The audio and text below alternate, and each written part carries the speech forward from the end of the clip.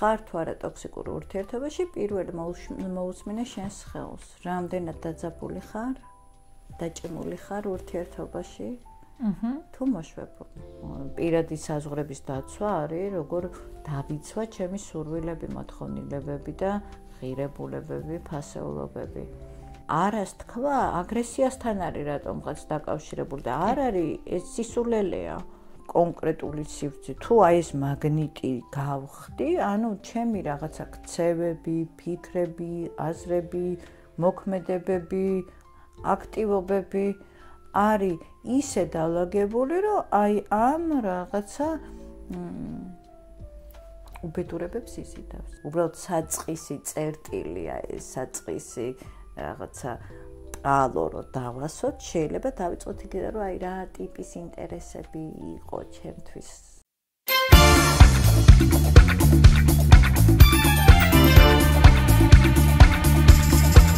მოგესალმებით. თქვენ უყურებთ გადაცემას ჯანმრთელობა და არა მხოლოდ ნინი ჭაჭიასთან ერთად. მე მის თანაწამყვანი ნათია გაფრინდაშვილი ვარ. დღევანდელი ჩვენი სასაუბრო თემა ალბათ პირდაპირ რაღაც კონკრეტული თემა არ აქვს. ეს არის ხშირად დასმული შეკითხვებიდან, რომელიც ნინის სხვადასხვა სოციალურ მედიაში შემოდის ხოლმე კომენტარების სახით, იქნება ეს თუ მესიჯების სახით და ძირითადად შევარჩიეთ ისეთი შეკითხვები და შევარჩიე ისეთი შეკითხვები, რომელიც უფრო მეტ ადამიანს აინტერესებდა მისი გამომწერებიდან და თუ გაინტერესებდათ თქვენ. ამიტომ გადმოვალ პირდაპირ ნინი მოდი შენთან და პირველივე შეკითხვას დავიწყებ იმით, რომ რაღაც ძალიან ხშირად არის ხოლმე სასიყვარულო ურთიერთობები და ტოქსიკური ურთიერთობები ყველაზე მეტად დაინტერესებთ ხოლმე და ყველაზე მნიშვნელოვანი რამე არის ეს სიყვარული. ხო, და პირველი შეკითხვა არის, როგორ ვიცნო ვარ თუ არა ტოქსიკურ ურთიერთობაშიო? ხო. ამაზე ბევრი ვიდეოც გაქვს გაკეთებული შენ როგორც ასეთი რაღაცა საფეხურებადაც და აი 5 ნიშანი, 10 ნიშანი რაღაცა გაკეთებული რაღაცაზე დაველაპარაკოთ. რა კი ეს 5 ნიშანი, 10 ნიშანი, რაღაცა მსგავსი მიმართვები თუ საკმარისი არ არის. მოდი ვისაუბროთ იმაზე, როგორ ვენდოთ ჩვენს ხელს. საინტერესო. იმიტომ რომ ხშირად ჩვენი სხეული პირველი აღიქვავს ხოლმე საფრთხეს. რომ ევოლუციურადაც ჩვენი სხეული უფრო მეტხანს მოიცავს ვიდრე ჩვენი გონება. ამიტომ ხარ თუ არა ტოქსიკურ ურთიერთობაში, პირველი მოусმინე შენს ხელს. რამდენად დაძაბული ხარ, დაჭიმული ხარ ურთიერთობაში? თუ მოშვებული. თუ უფრო მეტად დაძაბული ხარ, წითელი ფლეგ არის. ხო, გეწოდებული red flag. ხო, red flag. დამაძა წითელი დროშა. ალამი. უყვართ დღეს green flag და red flag, ასე რომ პირდაპირ გამოვიყენოთ red flag. და პირველი ეს არის მოусმინე შენს ხელს. რომ შენი სხეული აუცილებლად გიკარნახებს და გეტყვის როგორ გრძნობს თავს. მეორე. თუ ურთიერთობაზე ფიქრის დროს ბევრს ფიქრობ რა როგორ ჯობია და ღიაობა არა გაქვს. ესეც არის ერთ-ერთი red flag. რომ რაღაცა ან თავის მართლებაში ხარ, ან გამოს ეძებ რაღაცა როგორ შეფუთო ეს ინფორმაცია, ესეც ნიშნავს, რომ რაღაცა შენი პირადი საზღვრები საფრთხეს განიცდის. და მესამე. როდესაც ურთიერთობაზე ფიქრობ, ან შენს საყვარელ ადამიანზე ფიქრობ და სიხარულთან ერთად შფოთვაც გიპყრობს. მე სამი ესე ვთქვათ საბაზის უსიტყვო ნიშანია. არის რომ სავარაუდოდ ტოქსიკურ ურთიერთობაში. ფორესტ რან გაიქეცი. დროზე. აუკან აღარც მოიხედო ის. აუცილებლად გაითვალისწინეთ და დაგვიწეროთ კომენტარებში რამდენად გამოგადგებათ ეს რჩევები. მეორე საკითხი არის ემოციურ საზღვრებს შეეხება. როგორ შევიქმნათ ემოციური საზღვრებიო და როგორ შევიქმნათ ემოციური საზღვრები? ესეთი კითხვა მაქვს ამოწერილი. ოკეი. მოდი ზოგადად ემოციური საზღვრები არის პირადი საზღვრები მათ შორის და მე არ მეყვარს ემოციური საზღვრების ხსენება ხოლმე. მგონია რომ არ არის სწორი განმარტება და არის უფრო პირად საზღვრები, თუმცა ბოლო ხანები ძალიან ხშირად გამოიყენებენ სხვა ადამიანები. მაგრამ ემოციური საზღვარი არ არსებობს, ემოცია ან არის, ან არ არის. დანარჩენი მარკეტინგული ხრიკი არ დაუჯეროთ ხალხო. პირადი საზღვრებს რაც შეეხება, ან როგორ დავიცვალ, ხო, ეს მიკითხე. როგორ შევიქმნათ, როგორ დავიცვათ და როგორ შევქმნათ ეს პირადი რაღაც საზღვარი, ალბათ ეგრე წარმოვიდგინე მე. პირველი აქ არის, რომ უნდა გავიაზროთ ვინ ვარ მე. მეორე არის ჩემთვის ყველაზე უსაფრთხო ზონა, უნდა აი ჩემი safe space, უსაფრთხო სივრცე, რაც წარმოადგენს სხვადასხვა სოციალურ გარემოში სხვადასხვანაირი დისტანცია არსებობს. როგორ პირადი საზღვრების დაცვა არის, როგორ დავიცვა ჩემი სურვილები, მოთხოვნილებები და ღირებულებები, ფასეულობები. და ერთ-ერთი მთავარი აქ არის, რომ უნდა მეგობრებო, ისწავლეთ არასთქმა. როგორც კი არასთქმას ისწავლით, მაშინვე მიხვდებით, რომ რაღაცა ცხოვრება ბევრად უფრო საინტერესოა. და საქართველოში არასთქმა სერიოზული პრობლემა არის, იმიტომ რომ არასთქმა აგრესიასთან არის რატომღაც დაკავშირებული და არ არის ეს სისულელეა. ანუ აგრესია ეს არის ფორმა და არასთქმა არის შინაარსი. და ამიტომ ჩვენ ვისწავლოთ ასერტული ქცევა და უნდა ვისწავლოთ ეკოლოგიურად, ჰუმანურად არასთქმა. და აქ ამ შემთხვევაში ყველაზე მარტივი გზა არის, რომ მე მესიჯით ვილაპარაკო. ნათია, მე ეს მინდა. რატო გინდა, რატო უნდა მითხრა? მინდა გეუბნები, რატო? იმიტომ რომ მინდა. და ვილაპარაკოთ იმაზე, რა გვინდა და არა რა არ გვინდა. და თუ ვიღაცა გვთავაზობს რაღაცას, რაც არ გვინდა, ავუხსნათ, რომ ის მათი შემოთავაზება ჩემს მინდასთან თავსებადი არ არის.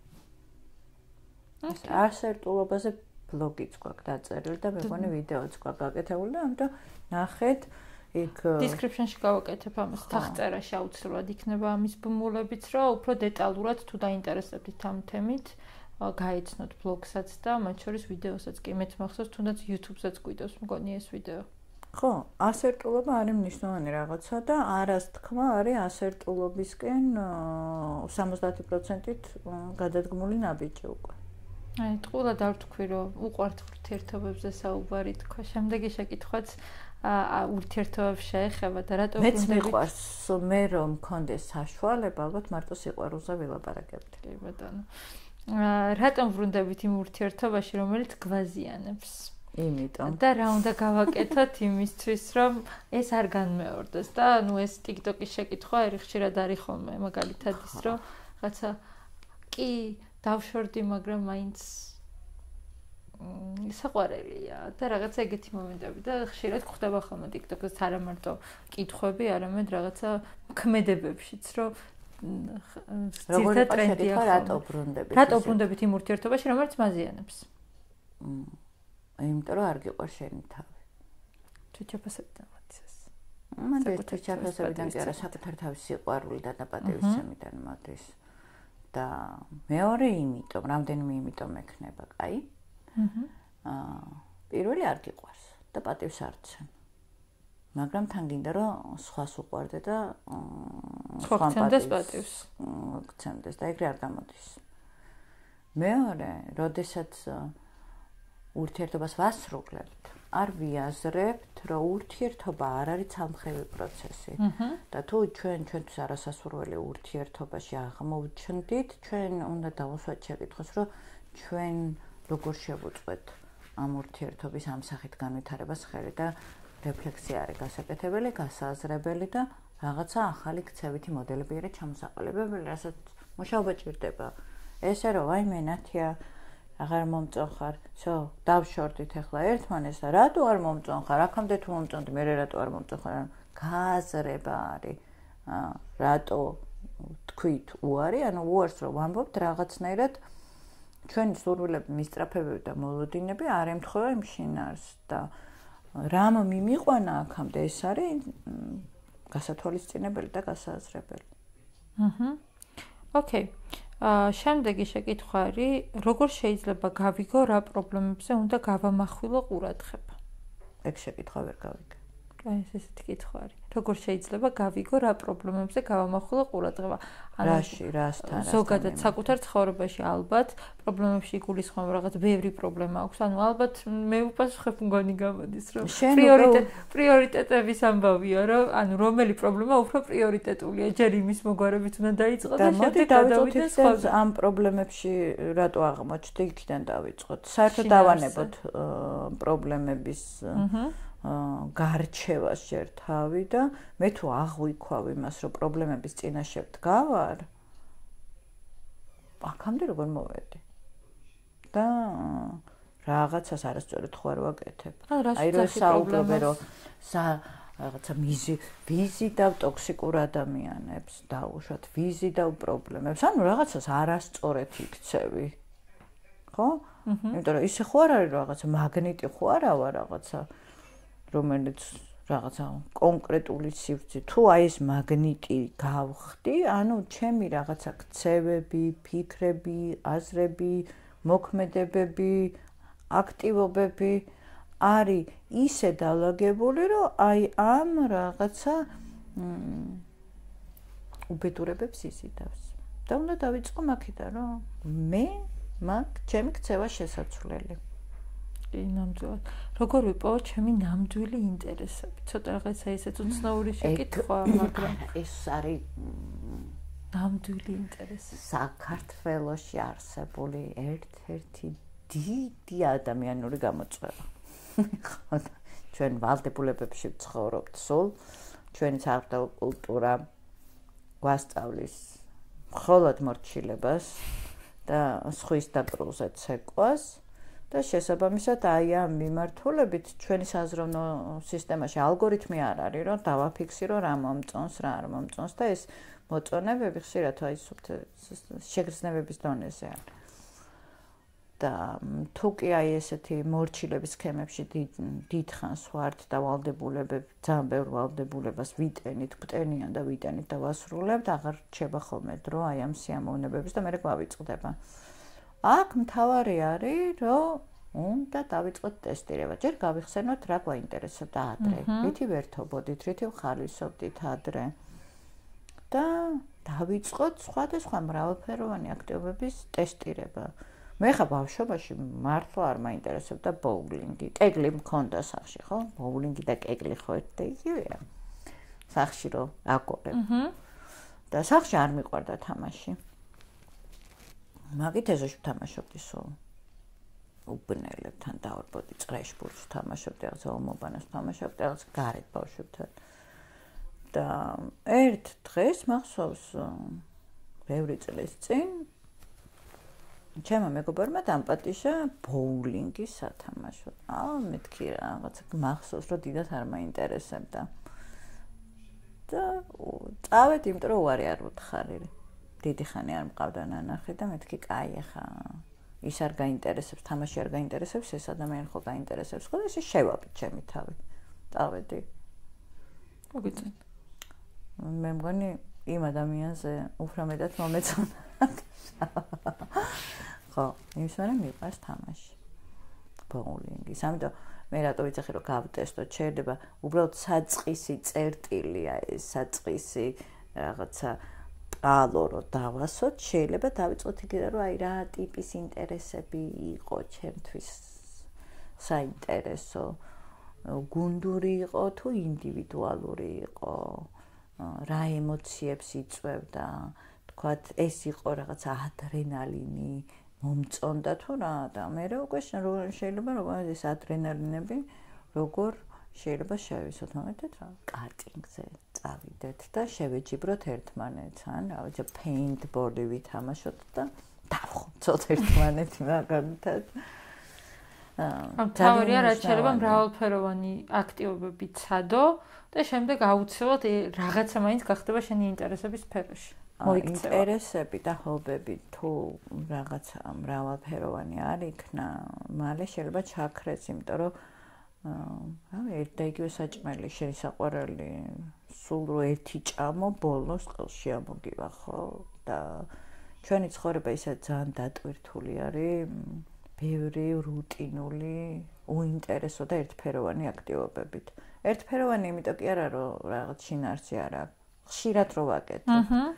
და ეს გართობის სიამოვნების სივრცე უნდა იყოს მრავალფეროვანი, რომ აქ შევივსოთ ხოლმე და აი ესეთი ეს დაგვეხმარება შემოქმედებითი უნარები, რომ კიდევ უფრო განვივითაროთ, მოვტუნდეთ, რელაქსირდეთ და ასე შემდეგ. მე მგონი ძალიან გამიგრძელდა, მაგრამ მართლა ძალიან მნიშვნელოვანია ეს. კი, და ჩვენ გვაქვს ჰობებთან დაკავშირებით და ინტერესებთან დაკავშირებით ერთი ცალკე ესეთი გადაცემა გვაქვს გაკეთებული და მაგასაც ვეცდები, რომ დავურთო კომენტარებში, ან თვითონ აღწერაშიც გავაკეთო.